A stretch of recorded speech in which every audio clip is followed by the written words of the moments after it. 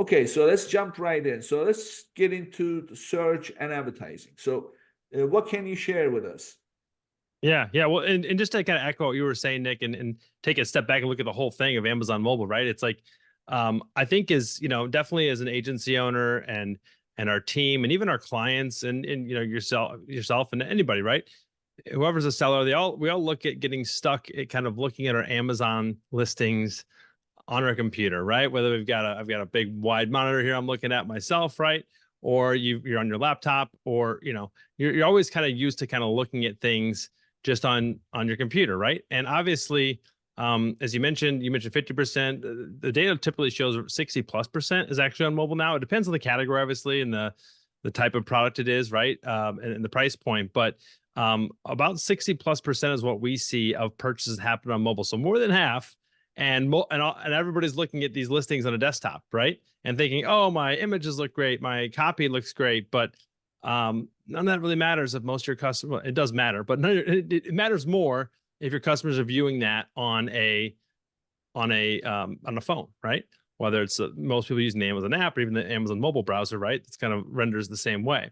So the biggest thing I would say that we've started to do, and again, a first piece of actionable advice I think that would be great for your listeners to take is just really examine your listings on mobile, right? So obviously, a couple of ways you can do that. The easiest and simplest is just pulling up the Amazon app yourself and looking at things to the SERP and things like that, and your listings, scrolling through all the way to the bottom. Obviously, listings seem long on desktop as far as like the length of the page, but they seem super long on mobile sometimes, right? So looking at every piece of that. But we'll talk more about the content here in a minute. But like another way to do that, there's some you can obviously emulate Chrome or your browser to show a mobile version of a page sometimes, changing the agent and such using the developer tools. And there's different, you can YouTube that and figure out how to do that if you don't. There's also some Chrome extensions that actually allow you to click a button, and whatever page you're on, it's going to instantly put that in a mobile browser view, which is fantastic. It's what we use a lot.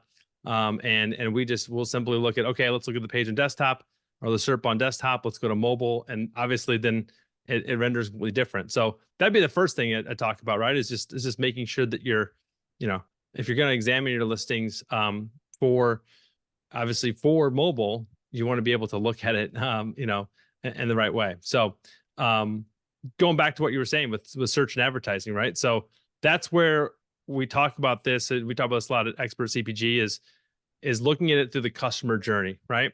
Obviously, the data is important, and we'll talk about data and everything like that. But we sometimes, again, forget just to put ourselves in the customer's viewpoint, right? Again, you mentioned I have a few kids, right? And mornings are typically pretty crazy around my house when we're trying to get everybody up and fed and off to school, and I'm taking the little guy to daycare and stuff. My wife's off to work and all this, and so the kitchen is like just it's gonna be absolute chaos sometimes. And sometimes I'm just pulling up, I'm literally like, oh, we're out of X, or I need to find X. I'm literally just pulling up my phone right there on my the Amazon app, and we need to buy this, and I'm making that purchase decision very quickly through the mobile app, right? So think about the customer, how they interface with, when they search for it, right? So if they're going to search for, hey, we're out of these gluten-free granola bars, let's buy some new ones. The kids didn't like the last ones we got. So if I'm looking for gluten-free granola bars, right, and I'm typing it into the Amazon search on the Amazon app, and all of a sudden, I'm only being displayed. Let's talk about just what you see at the top of the search page, right? On desktop, you're obviously presented with a sponsored brand ad. You've got 1 to 4 sponsored product ad slots typically behind that. But you see somewhat similar to the same. And then you got organic listings, right? And then on mobile, though, it's somewhat similar, but it's typically a sponsored brand ad, and then maybe only 1 or 2 sponsored product slots. And then from there, you've got your first organic listing. But the thing is, you're not seeing everything on one page. When you're on desktop, your eyes can gravitate towards, oh, I know these are ads, right? We get trained, especially from being in the Amazon space, maybe the general public not as much. We get trained to immediately go to that first organic listing, right? With our eyes, when we're actually looking to buy something. Maybe not so much the sponsored. But the end customer, the regular everyday customer, maybe he's just buying some gluten-free granola bars. They're actually looking, they're having to scroll down. So they're seeing the sponsored brand ad, and then they're seeing the sponsored product, and then they're seeing their first or 2 or 3 organic results on their full screen on their actual on their actual phone. So, they're not seeing, the whole page, or they're not seeing 10 or 12 different listings on one screen in front of them. So that's where you've got to look at, not only, we talk about owning the page a lot right here, is, you want to own that search page as much as possible. Obviously, it's a lot harder for more generic search terms and more competitive search terms, but like your branded search terms, like if my kid said, hey dad, definitely buy the granola bars we bought last time, maybe I threw out the box or whatever it was, or I remember the name, right? That kind of thing. I can type that name in. I don't want to be, you don't want to have another sponsored brand ad there. You want to own those sponsored product slots. And we see that a lot with brands where they might own one or two, or they might own none of it, right? Because it's a competitive niche, and they're not sophisticated enough to understand, like, hey, you need to own this space and pay for.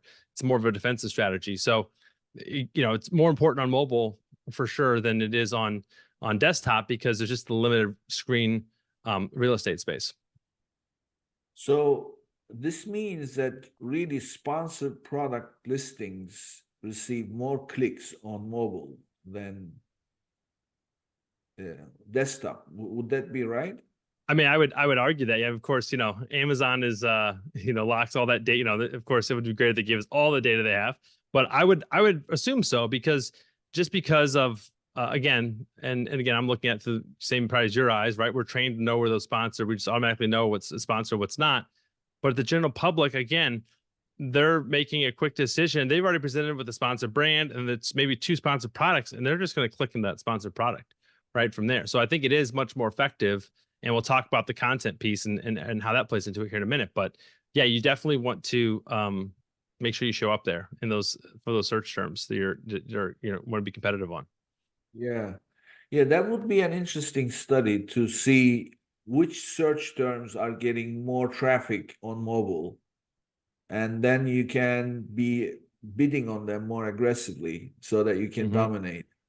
And also, what you mentioned about, when you're doing your search, of course, you want to see if it's not a repeat purchase, but it's the first time purchase, you want to see your search term in the title, and the title has much more limited space, right?